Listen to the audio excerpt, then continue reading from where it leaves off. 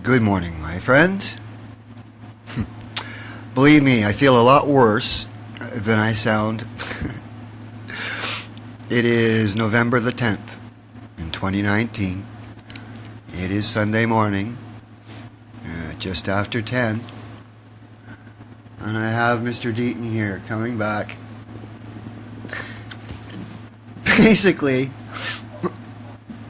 talking about what my life and night was last night and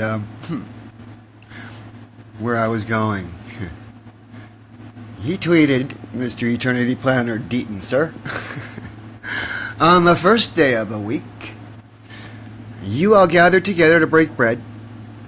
Paul, I, with them, intended to depart the next day, but I prolonged my speech last night till midnight. And of course I responded to Mr. Deaton saying, well, how did you know my late night last night?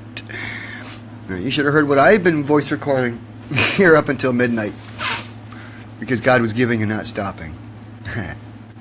I just lived a night of Acts 20 verse 7. I think it's beautiful,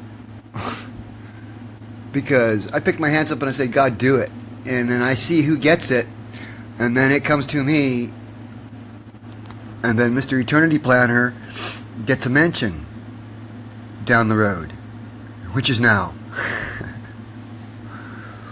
Yeah, I sit back and I see what's happening with people, who's doing what's doing what through people. I know who are sanctified vessels with what they got, and I know who are getting them from familiar spirits and are in dirty things that they should not be into.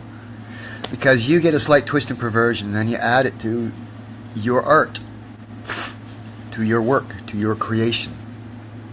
Your creation. Which will be judged and presided over. Because your creation has been set to change and have a certain impact on the listeners. Which needs to be picked apart very, very carefully, with all of its components, right down to backmasking, to extra frequencies, to the narrowing of frequencies, as the case of this crappy music you got now, cheating everyone out of the good stuff and the healthy frequencies. Yeah, we were doing some stuff last night. Yeah, we were making it pretty solid, wrapping up the future. Yeah. We're doing a check-in, and we're letting you know that I am so tired that I cannot function. I cannot think straight, keep straight. I can't remember a name longer than 30 seconds without writing it down, or if I got to do one thing and then another thing, I'm not going to keep them both going. That's the level of impairment now. No one has tried to help me except Sharon called me, asked me to go to the hospital, and that's not an option. I'm left with no option. Okay, I can't go anywhere but stay here. I don't have the professionals around me here right now. I can't go to a hospital or any institution that has lots of Wi-Fi and RF in it. This is why I need a healthy environment to heal. And for a whole year I've been asking and trying to get to that healthy environment, and I've been denied that. Unreasonably.